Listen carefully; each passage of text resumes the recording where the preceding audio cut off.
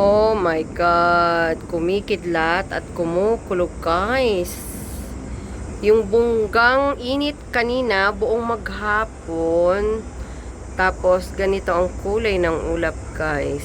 So ayan, may paparating na malakas na ulan.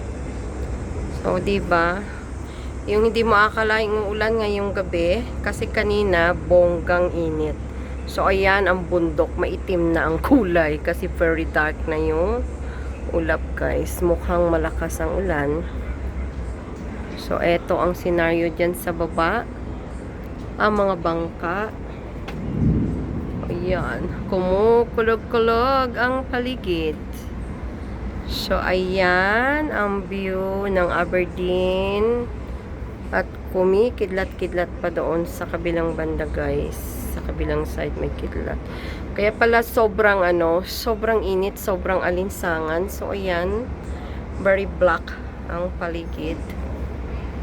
Kaya may parating na ulan. Oh my God. Katakot kasi may lightning.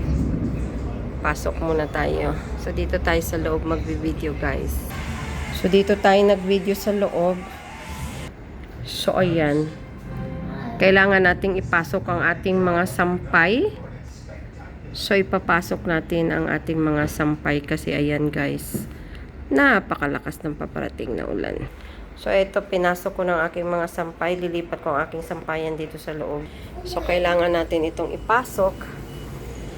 Dahil may paparating na malakas na ulan. So, dito wala pang guys. Wala pang dilim. So, ayan. Tinig na tinig ang malakas na kulog, guys. Wala pang itim dito sa kabilang side. So, ipapasok natin unti-unti itong ating mga sampay. Kasi may paparating na malakas na ulan. Pasok natin to guys.